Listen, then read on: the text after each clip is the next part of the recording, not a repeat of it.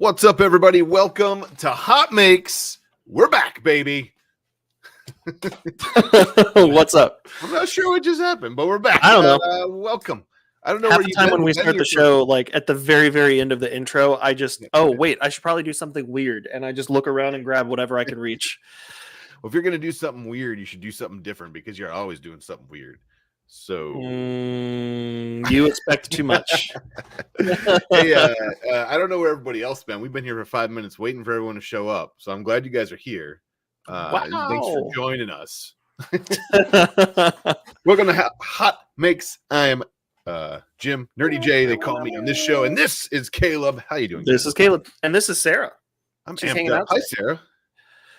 I reorganized the office recently, so now she has a place to actually hang out in here. It's not a mess behind me.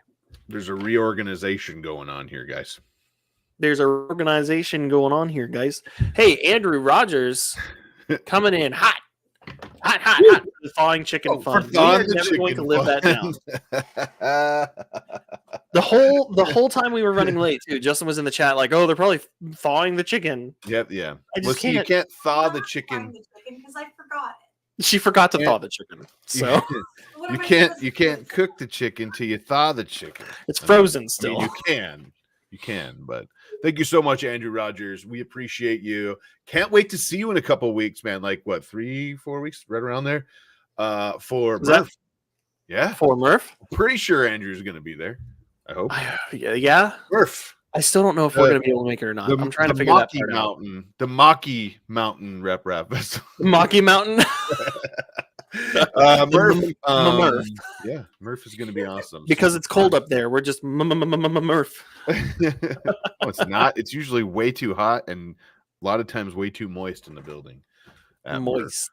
You hear that, everybody? You hear that word? Moist. I'm hungry. Moist. Yeah.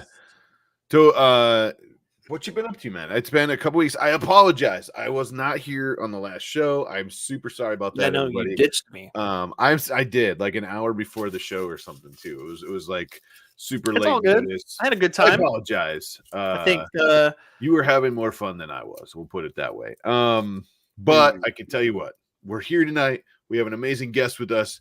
Yeah, I'm excited. Let's bring him in right now. No, I'm just joking. He's not ready. Oh, he is paying attention. We told him give us a little while. We're going to talk for a minute. So I wanted to say that to see what his reaction would be, because I'm super pumped to talk to our friend Phil from Ember Prototypes. Phil. But what have you been up to, man? Phil I don't even know, 4 weeks or something since I've been here. Yeah. So I'll apologize ahead of time because I am dead exhausted at the moment. I started so there's a documentary that's being produced at the moment about Slovakian immigrants that settled in an area here just east of me in Little Rock in Arkansas, and their culture and their generations, that have followed since that settling, and they've become that area, and that kind of those people have become the largest rice manufacturers in the world. And there's all sorts of interesting things going on there and cool stories. Well, Pete and I and our video production business that we run is we're the film crew for that documentary when they're shooting in Arkansas. So I've had Thursday and Friday, I had like 10-hour days between doing the filming and prepping for a show on Saturday. On Saturday, I did a show all day. And then on Sunday, I went back and did a 14-hour day with the documentary shoot. And then today, I was out there again this morning up until you texted me and asked me about the show tonight. And I realized I totally forgot because I've just been completely... And I was like, I haven't even messaged Phil to see if he's still on board. I was like, oh no, I hope he responds. And I was literally standing there taking... Pete was taking B-roll and I was holding the boom pole. And I saw on my watch that you texted me, and I saw you asking me about the show, and I was like, oh no. Like, you can hear me on the camera audio during the interview to go, oh no. Nice. But yeah, and then yeah, so I'm exhausted, man. I've had maybe like 10-12 hours of sleep over the past 5 days total. Ooh. Mhm. Sure, you gotta let him. You gotta thaw the chicken and let him go to sleep. You're expecting too much. In both regards, expecting me to get sleep and also expecting that the chicken is frozen in carbonite. We need a Yeah. 3D printable, like Hanan carbonite, but it's a chicken. This Jambalaya. Please Dan Adams. print it and put You it on find me, yeah, find me Dan Adams. I'm gonna pitch in for a whole batch, and you know, yeah, just find me. Fantastic. I'm in. He brings his turkey fryer. for And he makes jambalaya. a huge pot of jambalaya on there, and This is it's so good. this is at Murph, right? Or Murph? Yeah, Is what we're calling it now, I guess. Nice. Does Dan have a brother right. named Sam? Maybe. Sam Adams. What else? So you were doing the documentary. You said you had a show. You were like, we had a right? a Pride Festival and it was a Pride Festival and parade on Saturday, and we had a booth there. Another one of my things I have going on, which it's kind of a small family and friends makerspace group co-op that we call MakerBees Creative, and we had a booth there, and we were selling things all day in the heat. It was like what 80, like on the high end of the 80s all day, honey. Correct. It was hot. She's sunburned. You were in heat. Yeah, I was in heat. Yeah. Oh, that sounds terrible. I bet you made crazy like bad cat sounds the whole day. Yeah. Yeah.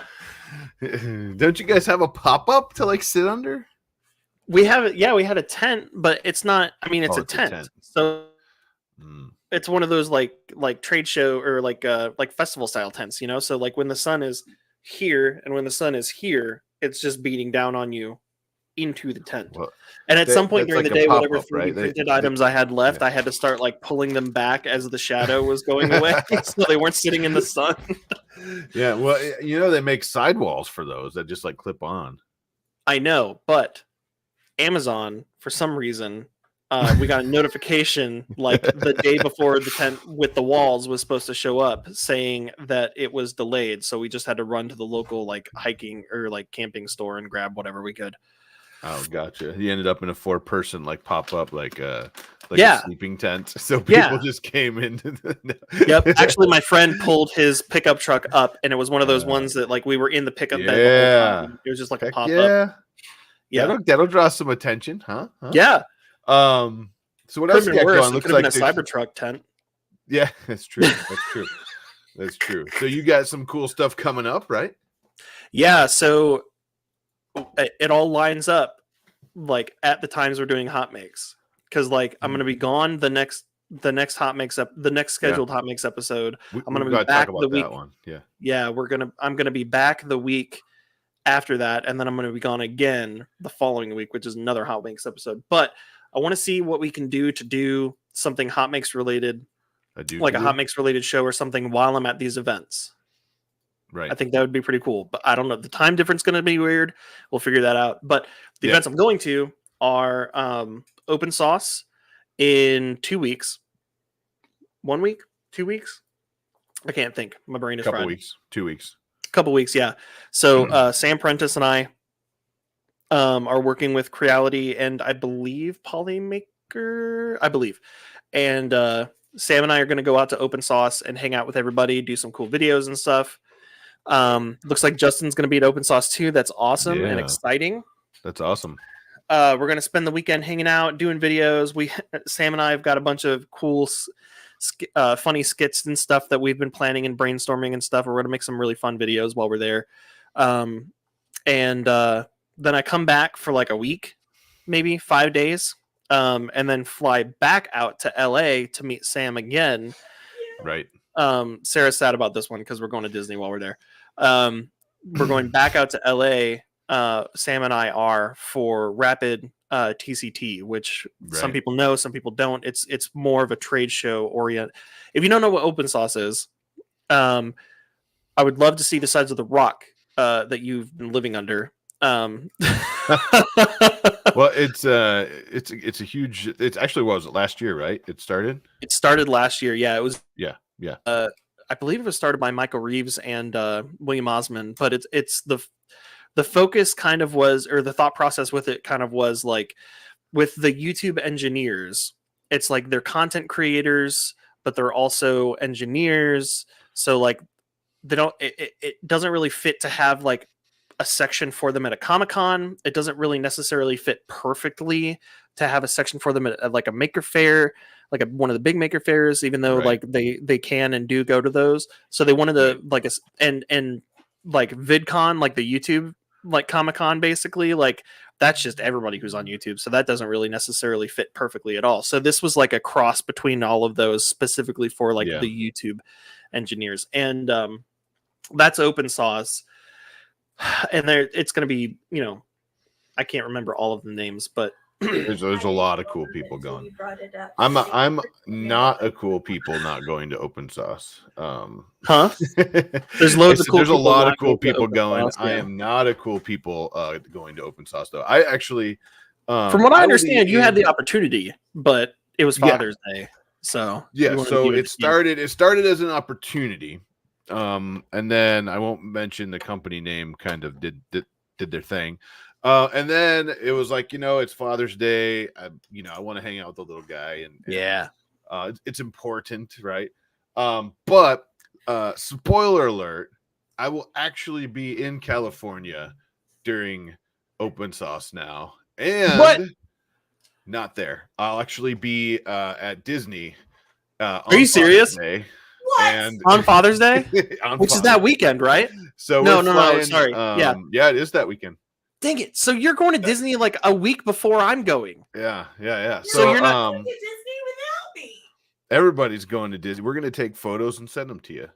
No, you know what we should do? We should make a little cardboard cutout of Sarah on like a popsicle stick and bring that with us for all the pictures. Yeah. It's like the gnome. The people take the gnomes on the trips. You could Disney sauce. I love that. Yeah. Disney sauce. So I'm actually going out.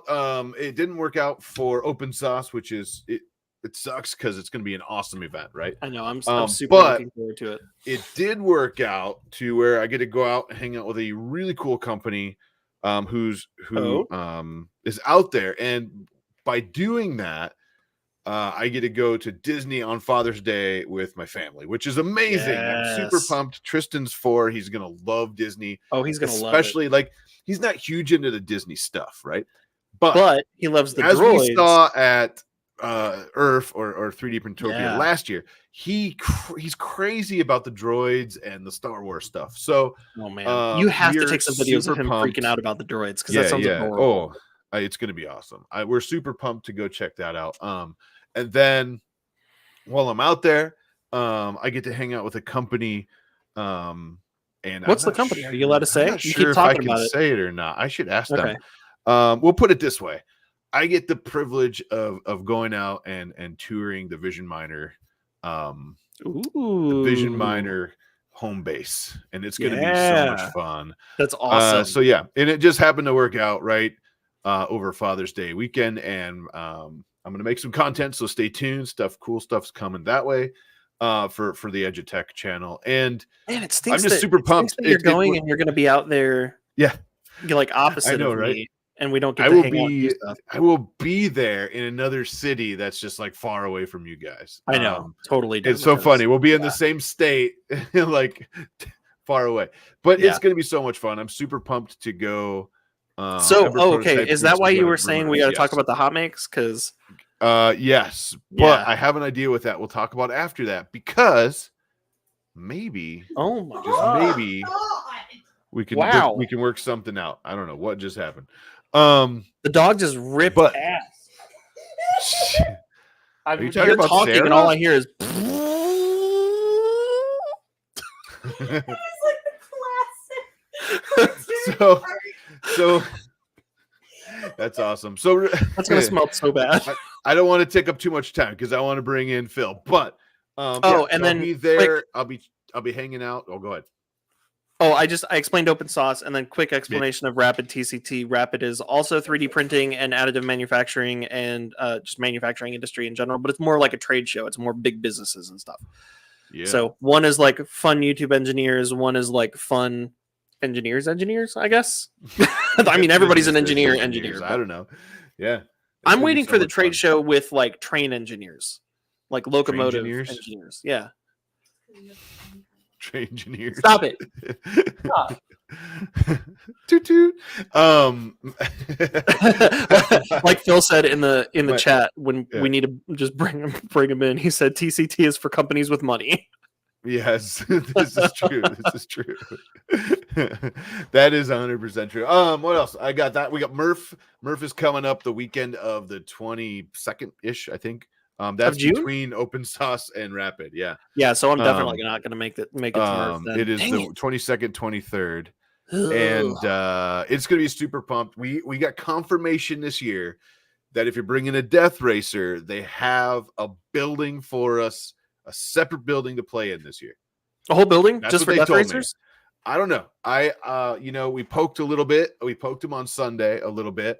And they said, wait, we have a building for the Death Racers this year. And that's exciting. That's awesome. It could be an outhouse. It could be a building. I'm not sure what it is yet, but we're going to get there and we're going to battle no matter what. I don't know if our friends over at Offset are watching right now. If you are, hey Charlie, Tristan wanted to say hi to. Anyways, but we have some battles planned, and there will be probably some aisle battles, some really cool stuff coming there. Death Racers, a big thing that's going to be part of it. Again, if you haven't checked that out, you need to go to Facebook, find the Death Racers Builder group, or chat us, whatever you want to do. We'll get you the links. It's actually so much fun. Everybody should all message Sam Prentice at once and ask the questions to him directly. What's Death Racer? And Sam also specifically told me, told me this in private, but I'm sure it's okay if I tell you guys. Sam specifically told me that if he actually appreciates it when people message him every 10 minutes until he responds. So just go ahead and keep going. Yeah, just keep messaging him. He appreciates dedication. So yeah. And we have some fun stuff with Death Racers coming. I don't have anything near me, but I'll have at least a couple. Probably have a couple there. One of them has some fun stuff coming from my friends over at PCBWay. They are going to sponsor some parts, and it's going to be amazing. But all of that being said, we've gone way overdue here. I know. I feel so bad. I hope to check out any of the cool stuff we show later. There'll be a link in the description below. Click the link. It'll take you to Google Doc, and you can find episode 174. All the other links are in the description below for all the other cool stuff. And you saw Andrew Rogers hit one of them earlier with that donate. So thank you so much again. And I went ahead and put the links to the other stuff that I just talked about too, like OpenSauce and the documentary and stuff like that, if people wanted to check that stuff out. Yeah. All right. Without further ado, you want to bring them in? All right. You ready? Everybody. I was gonna do. My brain is fried. That was a terrible intro. I'm so sorry. I'm like, you want to bring him in? He's like, yeah. Click. Hey, everybody. I mean, he gave me a thumbs up at least. At least you gave I was looking at him in the background. I was like, "Are you ready?" And I got a wave, so I'm like, "Okay." And I just clicked. I thought you were gonna be like, "Hey, everybody, this is the dude who makes really awesome, a lot of cool stuff, but some sweet build plates you've seen lately." This is Phil from Ember Prototypes, or something. I feel like anything like that. You make a lot of stuff, and part of what I wanted to talk to you about. Having you on the show was talking about all the other stuff that you do, because you do a lot of cool stuff, but I feel like the build plates, and I see them behind your left shoulder there. I feel like the build plates are kind of are kind of the thing that have really been spreading around recently, spreading the word of Ember. I don't know. Yeah. Do you have a moment to talk about our Lord and Savior Ember Prototypes? Yeah, it's really gone viral since the plates. Yeah, I mean, last year we launched our first product, which was this little camera guy, which is for IDEX and tool changers, just for dialing in XY offsets. It makes the process super easy.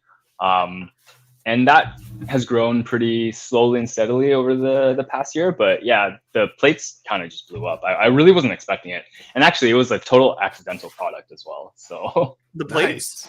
yeah, it was not on the roadmap at all. I'm looking forward to hearing that story. But first, before we go too far, if there's somebody who was also living under another rock or the same rock, and they don't know who you are yet, could you just give us a quick, like, tell us who you are, what you do, and where people can find you? Yeah, I'm a mechatronics engineer. I run Ember Prototypes. We do 3 things at Ember Prototypes. We're basically a service bureau, so we do a lot of rapid prototyping, 3D printing, laser cutting, machining, plasma cutting for typically other engineers, other tech startups. The second thing we do is I'll do product design. So somebody will come to me with an idea and we'll like design parts for them, do all the injection molding, all that stuff. And then the third thing is we are now making products that are mostly geared, at least for now, towards the additive manufacturing 3D printing space. But because we do so much prototyping with like different machines, I'm sure that we'll eventually make products that kind of like spread the whole manufacturing gamut. That's it in a nutshell. I can see with your skills and expertise, and more importantly, and unfortunately, I think overlooked in a lot of cases, the quality. You know, you definitely seem to make sure something is rock solid before you release it. I think I can see, like you saying, branching out into these other areas happening, and that going very well for you. Yeah, I have the personality of a perfectionist. So for me, it's like everything. I feel that. It's actually a challenge. Like I'm trying to dial it back a bit more, right? Because if you're too far on the side of perfectionist, like you never finish a product, you'll never release it. So for me, I kind of have to like pull that back a bit and be like, okay, it's not perfect, but it's ready to go out. Yeah, so I value that a lot. I will say too, in the chat, Ed C even says, "Okay, I like this guy," which I would like to point out. Thanks, that, Ed. I have like a love, no, not hate, but like a love, like, what's this guy up to kind of relationship with Ed C, because I feel like episode Ed is like making a joke at my expense of some sort. So like even Ed C said he likes you. So there you go. But you don't actually know this Love guy. you, He's just like, Yeah, no, but you don't actually know him. Yeah, Ed actually doesn't like anybody but you. So that's fair. Yeah. No, he's been around since early days of Hot Makes. Actually, I see Pooch in the chat.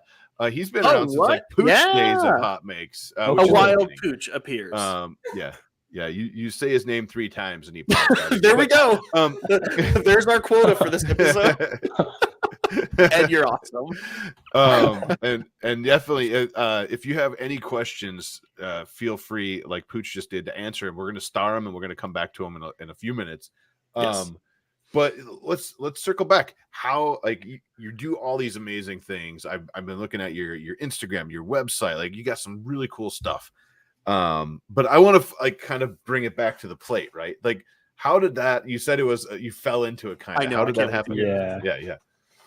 It's like it was a total accident. So I released the CXC, the camera tool, in the spring of last year, and then I did like a product design consulting gig for the remaining like 6 months of last year, doing some crazy stuff with like muon tomography, which is like the physics kind of passes my head, but I did the engineering part. It's all good. And then literally in like the end of November, too close to Christmas, like in early December, I wanted to make Daniel at ModBot a gift, because he was one of the first influencers who covered this on YouTube. And I still remember that day. He's great. Yeah. He's awesome. Yeah, I'm like forever grateful for him doing this. Like, he bought one of these himself with his own money and then made a YouTube video about it. And yeah, I still remember that day he uploaded it, because I was playing volleyball, and then I came out of the gym, checked my phone, and then just saw all these orders coming in, and I was like, what the heck? Like, what happened? Like, what caused this? That's awesome. And and then I found out it was because of his video. And so in November-ish, I think he bought like a custom plate from AliExpress, and it was basically just a spring steel plate, and then they like silk screened or they like inkjet printed his logo onto the plate, and then they just put a PEI sticker on top of it. So I was like, that's Interesting. kind of lame. Like, I think I can do better. like everybody uses texture plates, right? Nobody uses stickers anymore. So I was like, okay, I think I can do better. And then just went down this road, and it was not as easy as I thought. Like, it was actually way harder than I thought. And I think I shipped his plate out like 5-6 days before Christmas, and I was very nervous about him getting it. But yeah, anyways, so that's how it started, and then just like showing it to friends, showing it to some like close colleagues and stuff. There's just seemed to be a lot of interest, and so I made some for myself and kind of was like experimenting, started posting stuff on Twitter and Instagram, and it just blew up. Like, it was kind of nuts. I was not expecting it. It's super cool. I think I'm trying to remember the first one I've seen. It might have been Daniel's, but I know HueForge was probably one of the first ones I've seen. I'm pretty sure the Crafty Maker was. I know that or maybe he it was one the of the Crafty later Maker. ones. Yeah, so I actually did like quite a few before that, but they were like released out to private beta people. I think Crafty Maker was in our beta, but even before that, like I had made 5 or 6 just kind of for friends and family and stuff. Nice. Yeah, because I remember seeing Christoph's and thinking like, oh, that's super cool. He must have had somebody do that custom. And then I saw the HueForge one, and then I saw somebody else's, and then I saw a custom pattern, and I was like, hang on, something's happening here. It wasn't just Christoph. Yeah. I actually feel like I'm like spamming the Twitterverse or whatever. I love it. Whatever it's called now. But yeah, it's like when I'm making plates, I'm in here all day, just kind of like, every break I get, I'm like posting pictures and stuff. So hey, that's okay, because it shows how much work you put into them for one, but how much cool things you get to do, right? Right. Like, I mean, the Hot Makes one is awesome. And I'm glad you guys like it. Yeah, it's awesome. It needs to be. I need to do an Edutech one. I don't think I should talk to Caleb before I say this out loud, but I think it's cool if people want the Hot Makes one, right? Why not? I don't think we care. Yeah. I'd say go for it. If you want a Hot Makes one, hit up Ember Prototypes, and I don't know if you need our permission or something to do it with our logo, but if other people want the Hot Makes one, my only request is that Phil, like, if you make the order, just have Phil use the same file that he used for ours, so that we don't end up with like a weird. If somebody submit their own artwork and like, look, I've worked in marketing for too long. I've seen what people are capable of somehow like bastardizing logos. Like, I've seen it all so far. Yeah. I bet you have. Yeah.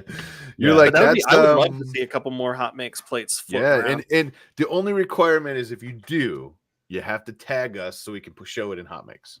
Yeah. Yep. Right? Yeah. I'm totally down for that. Like the stuff I did with HueForge, the thing I did with Brendan Builds and the SMF.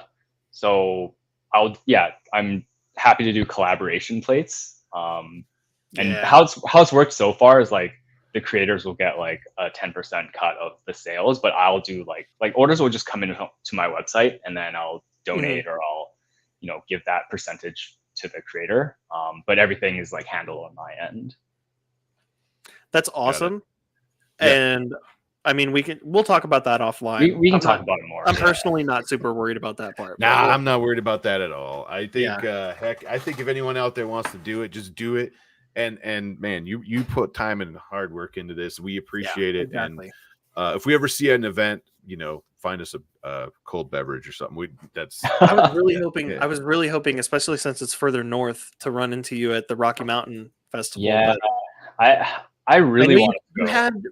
Who was it that you were working with that you kind of had like a mini display with their booth, even though you weren't there? It was like a ghost display or something. I don't know how to describe it.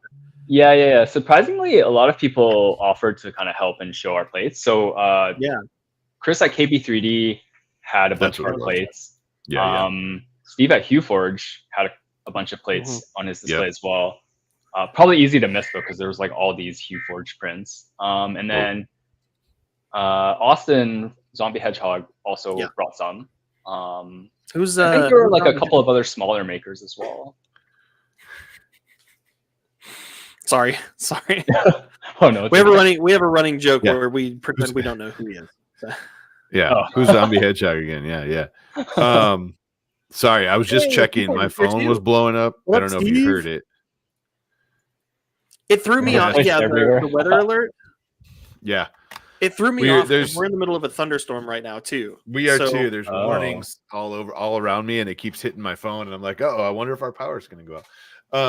If I disappear, it was either a power out or a Caleb. It I mean, sounds like we tornado, could both sorry. randomly disappear at this, you know, And and I'll then just be left. it's all still. Yeah, that would be freaking great. He's just like, oh man. Hey, last year Caleb's place did get hit by a tornado. So Whoa, you know, really? Thanks for the Yeah. reminder. Yeah, but we weren't in the it would have been way cooler if we were in hot makes, but not so much. that would have been funny. I No, mean, not funny, well, but it would have I mean, at it least would have been wet. there would have been a little bit more to like laugh about at the end of that whole ordeal.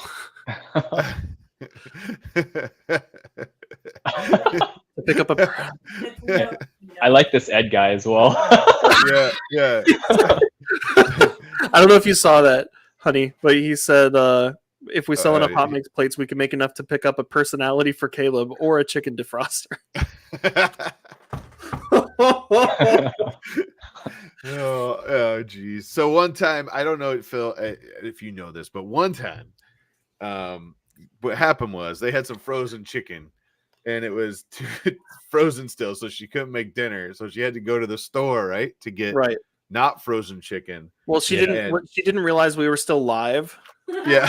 So yeah. So she kind of like walks into the office door, and you just hear her in the background, like yelling something along the lines of like, "I have to go to the store. The chicken's still frozen. What the bleep am I supposed to do with that?" And everybody And I'm heard like, it. "We are still live right now." It was great. Hilarious. And we're not always the best. But, like we try to keep it family friendly if we can. Thank you, Zombie. Right, yeah. I was wondering what the whole chicken thing was about. Yeah, so, Did you hear her? She said, "I would apologize if I was sorry." that was 10 years ago, and we still. Whoa. No, I'm just joking. Okay. Zombie Hedgehog $1.49 super sticker. Thank you so much for that. The You next see it in Hallmark StreamYard, but on YouTube, it shows that the super sticker is a banana. Ooh, for Mhm. scale, of course. For scale. So how what you showed. How do I say this? You talked about how you got started with the plates, right? Before I talk about my next question, the pooch. There you go. Mhm. The pooch had a question. He says, question for Phil: how many products do you think you've developed over the years that you've never actually launched? Oh. Ooh, that's a question good that question. another businessman would ask. Yeah. Yeah. It's actually an interesting question, and I feel like I don't have a very fun answer for you. Uh-oh. Because 0. Everything I've made has been great. yeah, well, that's the thing. Like that's why I was kind of joking. I'm like, it's not very fun. Yeah. So the CXE was the first product, and then these plates were the second. Just again, accidental. So I haven't actually worked on anything for Ember that kind of, just like got put to the side burner. I have done like, I run an Etsy store with my wife. There's like a couple of things on there that didn't really take off, but I love that. to give a bit more context is like, I've been running Ember for almost 10 years, but mostly on the side. So I'm a mechatronics engineer. I've worked at many companies being an engineer, and I've always just kind of organically grown Ember Sure. just on the side. And it wasn't until last year when I quit my full-time corporate job that I like dove into Ember full-time. And that's when I released the CXC. So I haven't really had that much time to like work on things and then kind of like throw them in the garbage can. Sure. So yeah, but I'm sure that'll happen. Like it happens to everybody. Yeah, Yeah. for sure. I think I have videos that I threw in the garbage can. Like literally, like I have stuff I was just like, nah, I don't like it. and I was like, I'm gonna refilm this, and I just never refilmed it or something, you know. That's not the same for sure. And Pooch, if you know him, he comes straight from Repcord. He has a ton of different products. He's super cool. Pooch needs a Repcord plate for sure. Yeah, have you made? Oh no, I haven't. Plate? Okay. No, I haven't. Christmas present ideas. I've known about Repcord for a while, but I haven't actually chatted with him. Hey, only wins. Yeah, I'll try. Keep the streak alive. So we're streaking. Is that what? Oh no. No. So how did you get started with Ember Prototypes? Right, like how did that? You're sitting around and like, or how did that all come about? Like, yeah. So back in 2013, I think 2013, I was working at a company where we had our own machine shop, and so I kind of got let loose on the milling machines, the lathes. We had a water jet, and at that time we like got our first 3D printer. We bought a Stratasys U-print. It's like a $50,000 Stratasys printer. Yeah. And yeah, back then 3D printing sucked. 2013, it was just terrible. And I don't know what about when I started getting into it. Yeah. It's so different now. $50,000 printer sucked back then. Well, okay, so the 50K printer was all right, but it was like Ender 3 quality, you know. I was like, and like anyway. I don't know what compelled me at the time, but kind of similar with the plates. I looked at it and I was like, I bet I could do this. So I bought a printer bot back in the day, and also was like, okay, I'll go hard mode and no PLA. I'm only going to print ABS. And so I built a. Yeah, I don't know why. What? I think there's something wrong with me, but you send somebody to check on him, like. Yeah.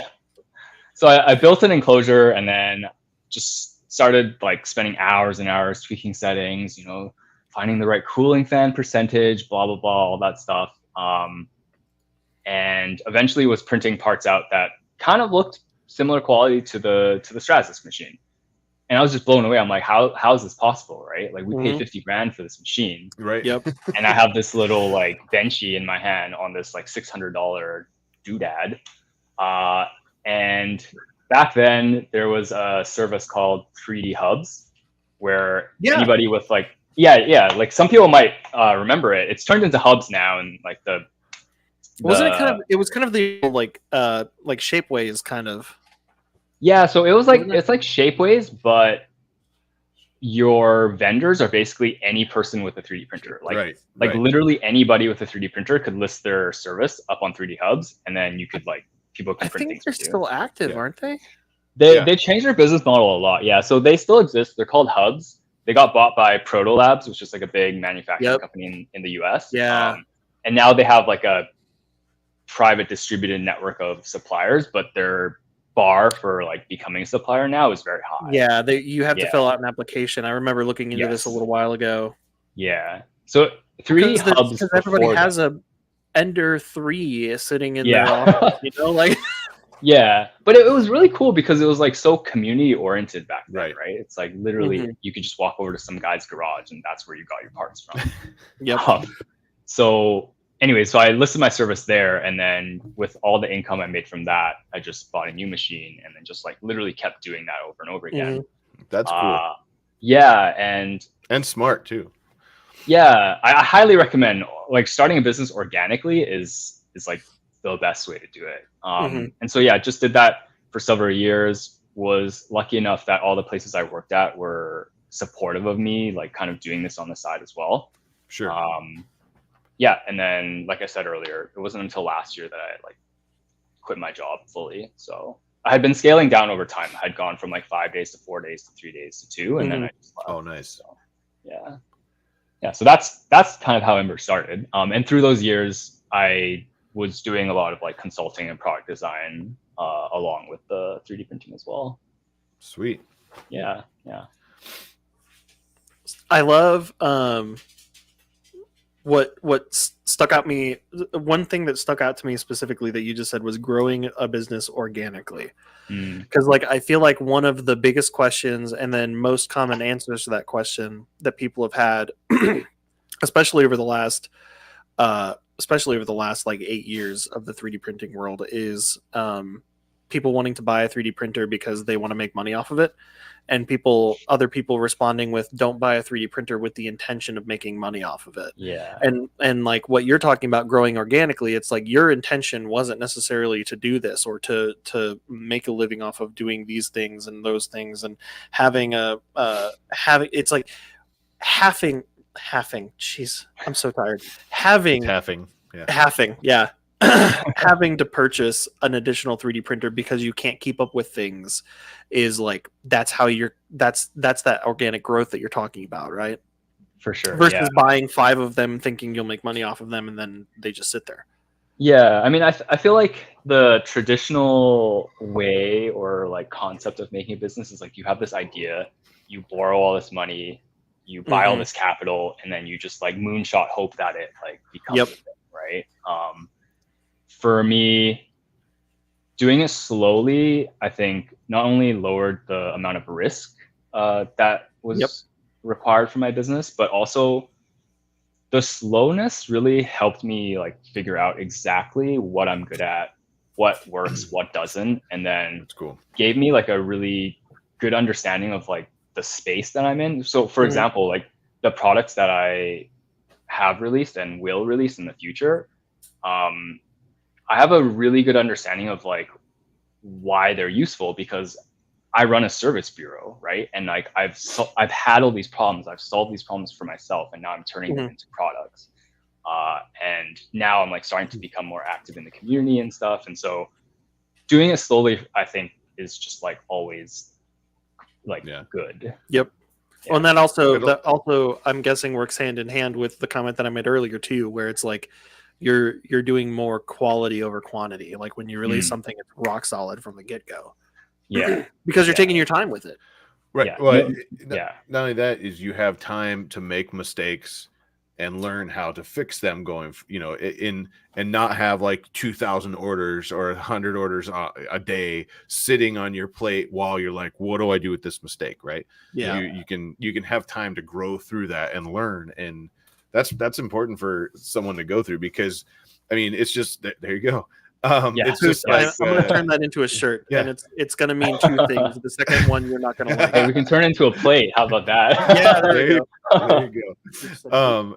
I think I think that rapid growth is really cool sometimes, but it doesn't allow you to understand who you are right up, until like later on when it's too late almost sometimes. And you see that with like content creators too. Sometimes they'll put out something and they'll get 4 million views on a video, and all of a sudden they have 200,000 subscribers and all this, and it's like, okay, but their next video just bombs. Yeah. And they're like, because sometimes you just don't know what to do with that momentum. Right. What do I do? I just put out this video and now they don't like this video. Well, that's because you didn't put out that video again. They want that video, not this video. You know what I mean? Like, it takes that time to learn what your audience wants. It's really cool that it kind of like grew through those steps too. For sure. Yeah. And like what you said just now is like, in my opinion, the most important. It's like knowing what your audience wants, knowing what your customers want, knowing what value you as a business can give to your customers, right? Because like that's what it's all about. Like, it's not I am selling something I want to sell to make money. It's like, where can I add value for people? And when you understand that, it's like, you're good, right? So, and that is a lot easier. There's 2 things that make it a lot easier to predict what they want and what the next step would be. That's working in a very niche situation, instead of trying to be too generic, and also working on something you're passionate about. So you're already a part of that community. You're already a part of that thought process. You are in the customer's brain because you are the customer's brain. Yeah. 100%. Yeah. Both of those things, like, you make the next steps naturally that end up working for all those everybody else who wants to work with you. It's just organic. There we go. We're back to organic. Yeah. Super good. Yeah. Here's another good version of organic right here. HueForge is like, I mean, when we first saw the first piece ever that we showed, ironically, this one right here was the first thing we ever showed on Hot Makes. And Steve actually gave this to me at ERF last year, because he's like, I remember, you showed this. This was it. But we were just like, that's I know a we were 3D showing that. what? Somebody And then tagged turn it Hotmates. sideways, and it was like this thin, and you're like, We were what? sitting here with our dumb little Yeah. pea brains You blown, know, and like there's been so many iterations and updates and upgrades and modifiers and all the stuff to HueForge that it's like where it was when we showed that is like it's crazy to look back to think where it is now. And you know, Steve's another great example of that. Like he's learning, and it's awesome to see where you guys are going. It's super cool. quick Yeah, side seeing note where too, HueForge is like pretty wild. Oh, Yeah. I just said seeing where HueForge is going or has got to is pretty wild. It's crazy. Yeah. it just goes to show when you have a cool idea and you just start building on it, even if in your off time, right? I believe Steve just went full time, you know, semi recently too. Congrats on that, Steve. And you know, it's something like this. You know, it's something you see and you're just like, well, that's not a lithophane. It's color, but color lithophanes are really cool. But this isn't a lithophane. Like, what is this? The X-Files, and then he tells you, and you don't understand what's going on. Then he tells you that it's colors layered on top of other colors to create other colors. And it's like, time out, hang on here. And it's just really cool. I think like your plates are awesome. You know, it's cool that you stumbled into that. And so Caleb, I like your question. Why don't you jump on that one? The one that I made Caleb laugh a little bit ago. Oh yeah. So Jim typed a question. We have a Google Doc that we share for each episode, and when you were talking earlier, I thought of a question and I added it to our list of questions for you, and then Jim went in and typed the answer, your mom, and then I just typed in wow. So like we're having a little, Jim and I were having a side conversation in the Google Doc, like bullets. I was laughing. What's the question though? How about that? But the question was, I really like one of the reasons I wanted to reach out almost immediately when I saw your stuff was I was like, hot makes, big flame, Ember Prototypes, big flame. It's like a match made. Like I was a match made in flames. There you go. So I was like, a question that I had was where the name Ember Prototypes came from. Yeah, so I do a lot of work with local startups, like tech startups, other engineers, and kind of growing Ember as well, and like starting it slowly, working in startups, working with like new product ideas. It was Ember, like the Ember kind of turning into a flame was just like the. Looks like she just figured it out. Yeah. So that was the kind of idea, and the prototyping is just because, when I worked at that company that had the machine shop, like I fully embraced the like concept of having all these tools to rapid prototype for product design. Because for me to be able to like go and plasma cut something and do that like 5 times and iterate 5 times in the span of an hour is like like tremendous, right? It's like life changing. So that's where the prototyping part came from. So Ember. Yep. Yeah. Nice. Yeah. Is when you can get that immediate gratification or that immediate representation of something that was in your head.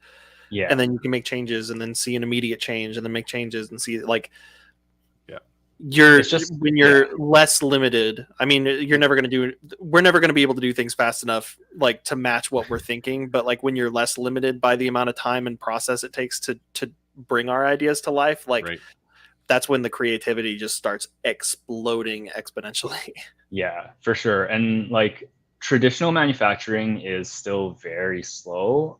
You know, if you get stuff made with Proto Labs, like they'll make it for you in 3 days and ship it. So you get it in like 5 days, but they charge you an arm and a leg for it, right? And if you go with traditional manufacturing here in Vancouver, like sometimes shops are like 4 weeks.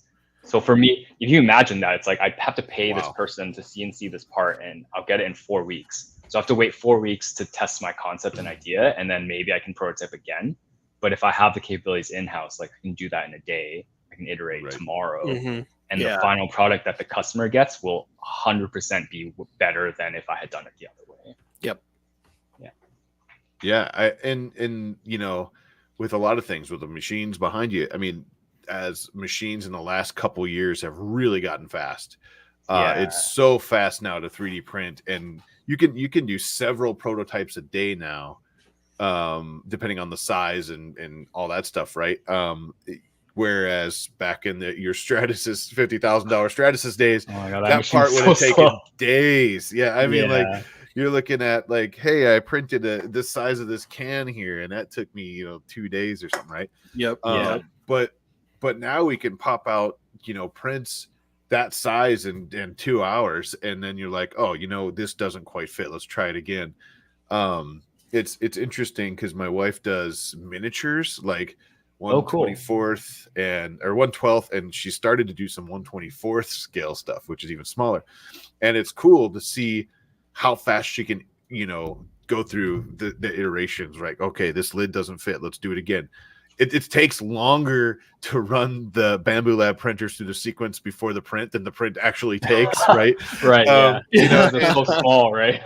it is, and like it'll be like, oh, this lipstick cap doesn't fit, I need to make it just a little bit bigger or something. And the whole thing is like the size of the tip of a pen or something, right? But and it's just crazy how fast you can go through those prototypes if it's that small even. But now the big stuff, we have laser cutters, we have the 3D printers, we have water jet, we have, like you said, plasma tables, and it's laser cutters have really dropped in price recently. Like I see them all over the place now. Yeah. They're definitely coming the way of the 3D printers for sure.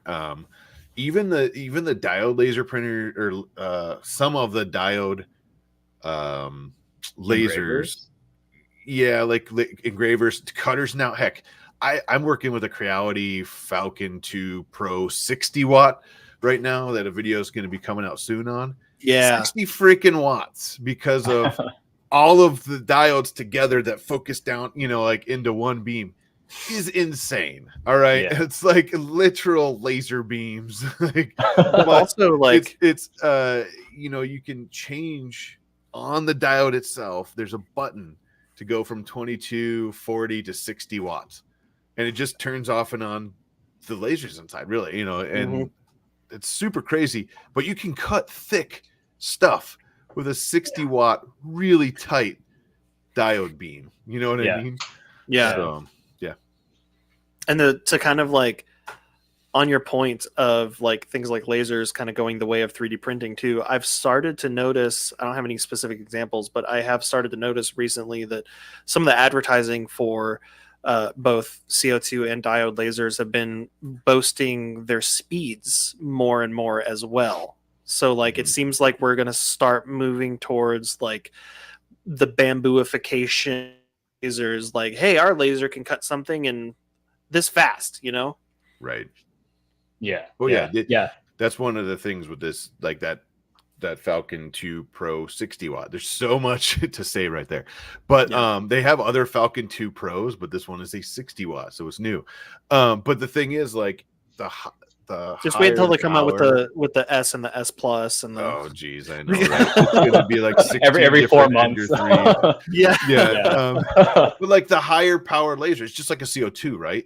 My 50 watt CO2 versus a 200 watt CO2 laser is going to be much different in speed capabilities, the megapixel wars, dun dun dun. Megapixel we're wars. Still going through that with resin printing. That feels like an awesome cartoon from the 80s.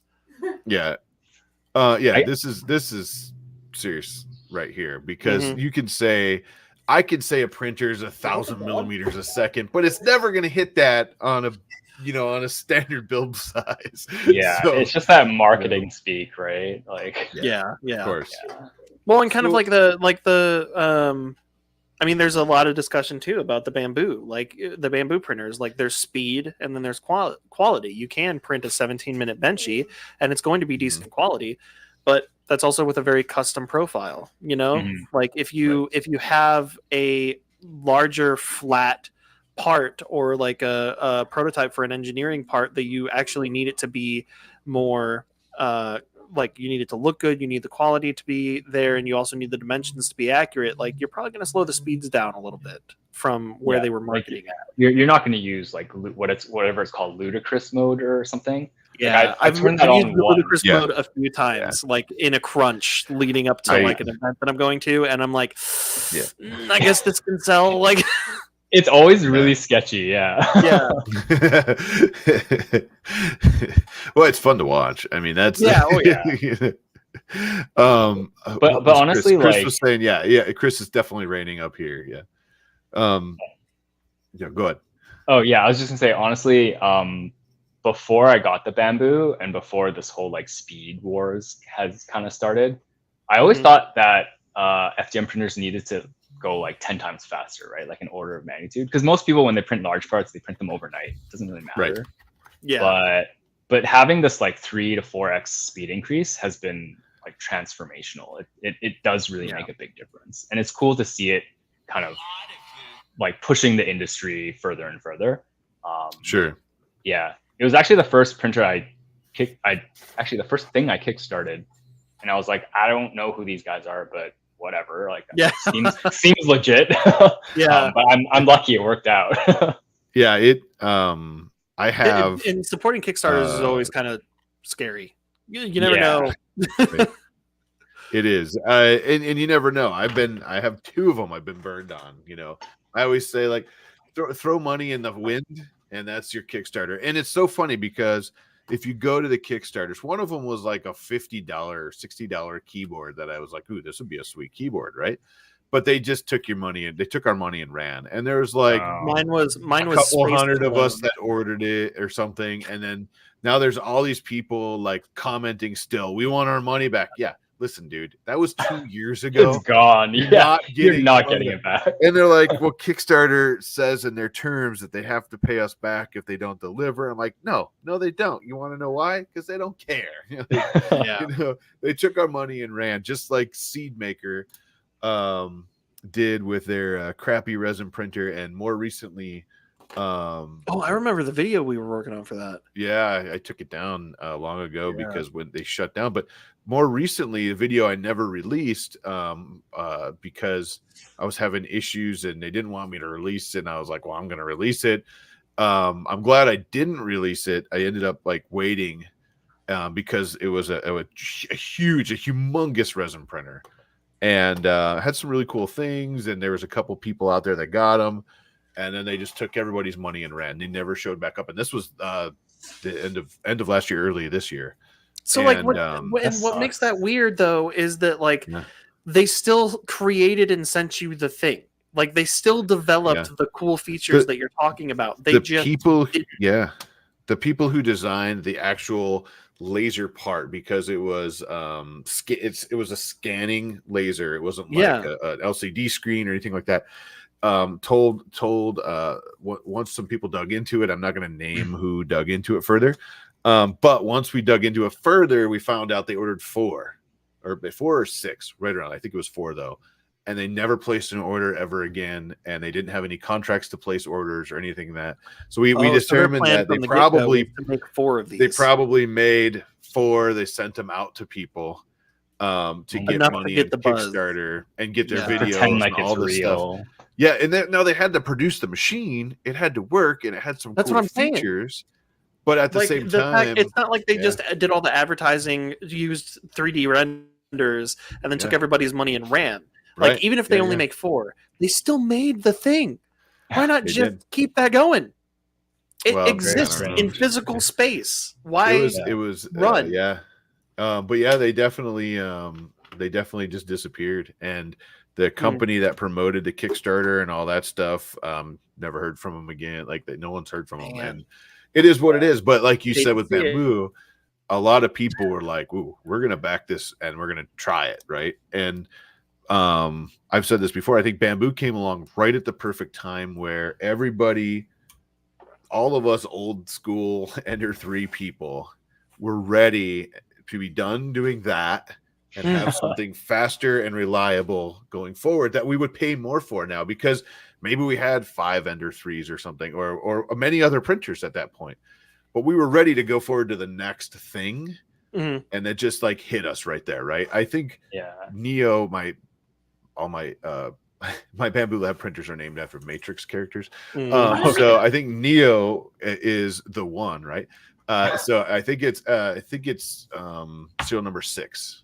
And I got it, I got it early. I was super lucky to be involved in that. And I like, until you saw it printing with your own eyes, it doesn't, that's fast. You say, wow, that's fast. But then when you saw it, you were like, holy moly. I remember adding the little call out in the video that you did about it, like very clearly stating this is not sped up. Yeah. Well, and the cool thing about it is we've seen fast 3D printers before. That was nothing new. But this was a production 3D printer. It wasn't something, someone spent 50 hours dialing in and all this stuff. Well, they did. We didn't, right? And that's what mattered. But it's super cool to see, that kind of stuff in your use, because you use it to like literally rapid prototype parts. I mean, and honestly, like, better deal. Yeah. Like I had a Raise 3D E2. Actually, I still have it. I'm trying to get rid of it. But, that's like a $5,000 machine. And so even for me, with a $5,000 machine, once I got the Bamboo, that E2 never got used. Like it's started collecting dust, so much dust. Yeah. And once the large format Bamboo comes out, like I'll probably hop on that immediately. So yeah, it's been great. I'm very lucky that was like my first Kickstarter, because I hadn't experienced the same pains as you guys. So yeah, it was a lot of cool fun. I think I just realized it's already after 7. So Dan Adams, I did it because Nerdy J did it. Yeah. What's funny is I got the Bamboo Lab printer in May. I believe May. Kickstarter started in June, and I brought it to Murph. Yeah. Because Sarah was like a nonstop spokeswoman. She never even saw the thing before. She had the website up, and she's like, "Oh yeah, it looks like this is what's going on." You were one of the like 2 people or 3 people that had them there. You were the one. You were the only person who had one there. Yeah. Wow. And we were running around filming, and Sarah was with us, and she hung out at the table, and like the whole time. She was like, what do I tell people? You just, and we ran. So then she was sitting there like looking up the details to answer people's questions. And by the end of the day, she wasn't even using the computer anymore. She was like a Bamboo, like you said, a Bamboo spokesperson at the end of the day, basically. Because it was drawing we weren't even at that table. We didn't even really do a whole lot of like, a lot of people do the cool setups and have like banners and stuff. I think we had like an Edge of Tech banner like duct taped to the side of the table, and like almost nothing else on the table. It was on the wall behind. It was on the wall, okay. By the bathrooms. Right next to the bathrooms too. But like, so empty table right next to the bathrooms, like some shoddy like sign taped to the wall, but we were still drawing a huge crowd because of this printer, and she was managing that whole crowd. Wow. All day. Right. Were people just like losing their minds over how fast that it printed? It was one of those things where the word had gotten out, the videos have gone out, but it wasn't I don't know if it wasn't available for consumers yet, or they hadn't shipped yet. So like nobody had seen in the it middle of the Kickstarter. Yet. So only people that had it, and so it was very much cool. Like, you can see it in person now. It was and it was very much like, wow, this is in person. This is really cool. And then a lot of people like Dan and a lot of others were like, awesome. They ordered them. I mean, right while we're there. And then other things were companies. They wanted to come in while it wasn't printing and check it out. We won't say who, but there were a few companies there that were walking over with stink face, kind of like looking at it. Right. But that's okay too, because we had E3D, we had Prusa, we had a couple other ones that were just they wanted to check it out because they hadn't seen it yet, and that's fine. Like the industry is going to do that, and it was just cool to see everybody hanging out. And I think let's see, I think Ed C made a funny joke here. We found like $500 Voron kits once, and we ordered them on a live stream. It was clearly a scam, but we were doing it anyway, and we never got them. We got our money back though. So yeah, it was like right in the middle of a live stream. I was like, we should order these. I'm going to order one. And someone else was like, I just ordered one. And I was like, this is definitely, we'll see what happens. It's definitely, but Pooch says, a story about the Bamboo situation. Oh yeah. Let me do that. Go ahead. We had one guy specifically that came over and he asked if I could stop the print. I said, no, I'm sorry. It's going to stop whenever the print is done. And he said, I don't think it's printing.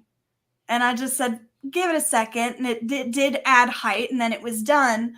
And he just shut up and left. But it was that moment of, that's not real. And I'm like, give it a second. Oh, he thought it was just like... He thought it was just doing one layer really fast. He thought that it was for show. Like a show, like it was just doing a... Oh. Yes, he thought that it was just to show how fast it could go theoretically. He didn't realize it was printing. So when I told him, no, it's actually printing, and I handed him this little benchy, I was like, so thoughts? Yeah. So it actually finished a print, and he was like, yeah, well, it's a stupid printer anyway. But here's a 17-minute benchy that looks better than most of the 2.5-hour benchies that we've seen in the last 3 years, you know. But let's see, Repcord real quick. He says, prediction time to Ember Prototypes, large format bamboo. When? We're holding you to it.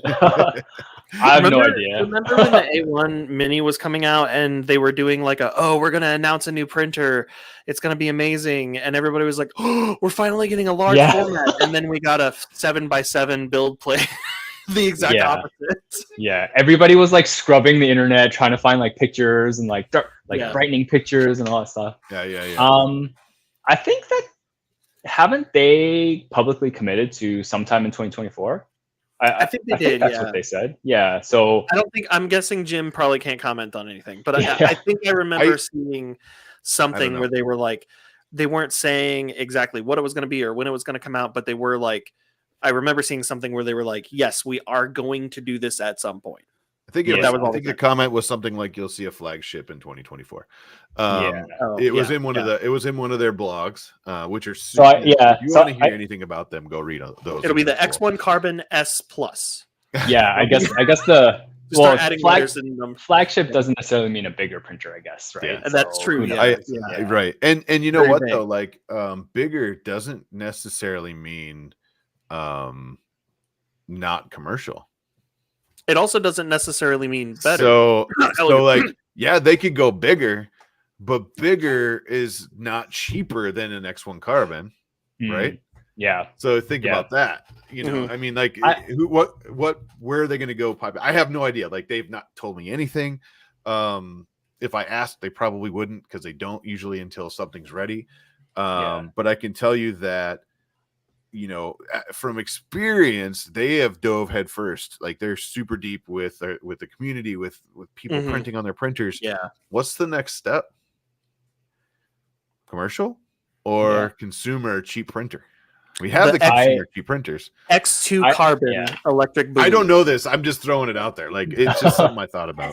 X2. I actually hope that it's a bit more commercial. Like, I don't want it to be industrial, right? I don't want it to be like a TCT rapid printer that you like something that's on it that has its own cabinet and casters on it. I don't want that, but you know, a bigger printer that's like prosumer level, somewhere between maybe $3,000 to $5,000 is like what I'm hoping for like my business and my setup. Right.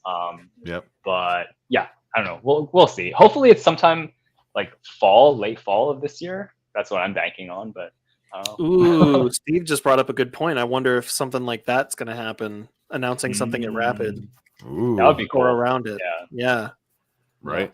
They're if you're gonna announce something at Rapid, let me know. I need something here on this desk. Well, whoever, I don't know if it was a community manager or what, but I saw on the Bamboo Lab subreddit, like an official Bamboo Lab account, posted something about Rapid tickets for people who are planning on going or whatever.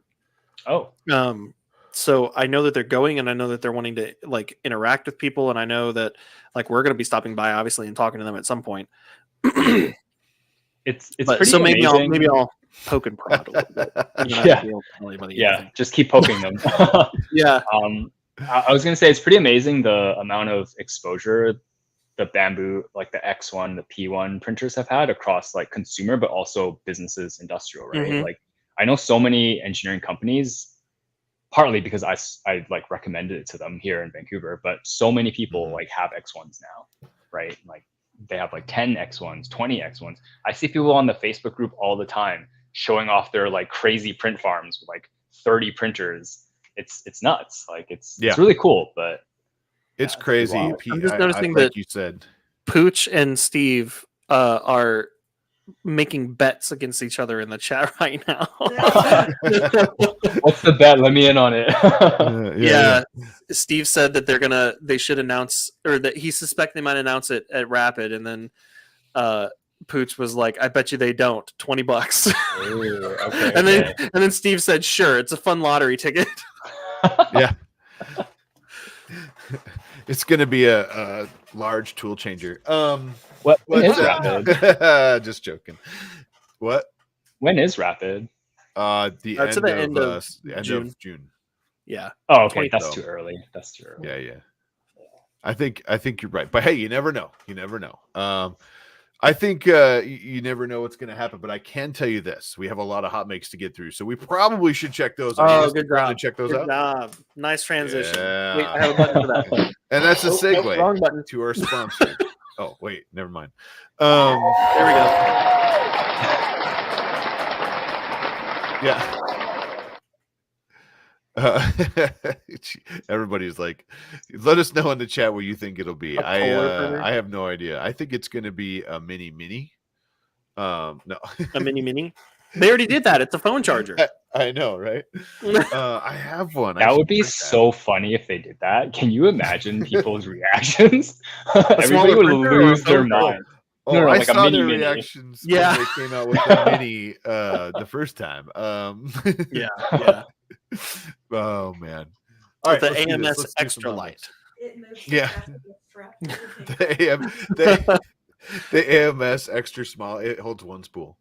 They should just work with Mitch and make like a commercially produced backpack printer. There you go. I thought you just meant for a small thing. Oh no! Oh, I didn't mean to do that, but yeah. All right, let's do this. All right, Phil, you don't have to, but do you want to hang out with us and check out the hot makes that people submitted? Yeah, I'll chill. Okay. Yes, I'm ready. Oh, sorry, Jeez, I'm not. Where have you been? I'm gonna go take a nap. No. All right, it's time for hot makes. Let's go. Remember.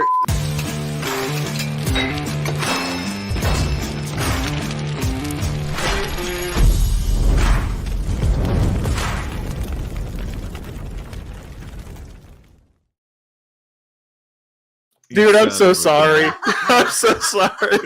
Just remember, boop. I said the bet in the chat is that Caleb, or no, what's the bet in the chat that Sarah's going to throw something at Caleb by the end of the episode? I think that's the. Oh no, that was Ed. Ed earlier. Yeah. Ed C earlier was saying that Phil should do a custom bed giveaway for whoever throws, or for how many things Sarah throws at the back of my head or something. Yeah, I love it. All right, here we go. First, we got Kos.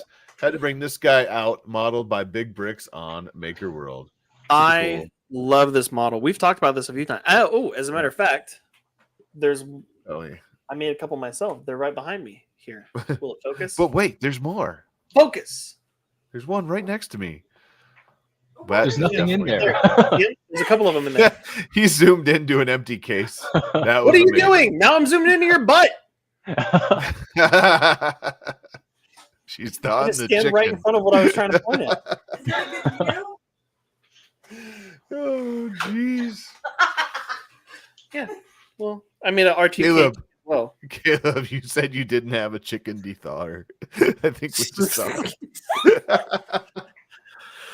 Oh, this is terrible. It's always an adventure. Well, I'm never doing this again. Anyways, nice. Point was, I love that model. Very, very cool. Super cool. Oh man, I love it. All right, Local Maker Michigan. I want to say this right now. I did not pull every single one. A matter of fact, I didn't pull I pulled a couple. There's so many new Maker bricks every week, and I feel like he's making multiple new ones every day at this My eyes are watering because of that chicken comment. Sorry, I'm laughing. Anyways, so what we should do is put a link in the description below where people could go to his like document to see the spreadsheet of all the maker bricks, because I would rather send people or go to his Twitter and check him out, because like you just scroll and it's maker bricks. So there's yeah. also a Local Maker also has an Instagram account where it's just you can just scroll through this page of all the designs he's made. So he does what he calls maker bricks for tons of people in the community, and he's going to bring them all to Murph, and we're going to drive through them. I don't know if that's true or not, but we're going to do something. We need a Kool-Aid man singing with you. Yeah. Like we need to have you like running through the wall of maker bricks. Just dress me like the Kool-Aid man.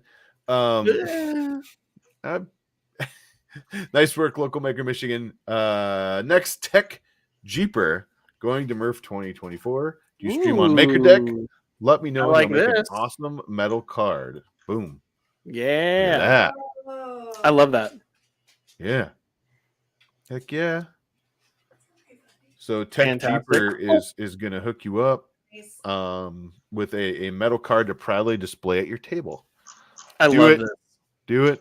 I love it when people like kind of like the 3D printed Remurf like name tags and stuff. I love it when people make things that they are giving out. They're purposefully making things just to give out to people in the community at an event.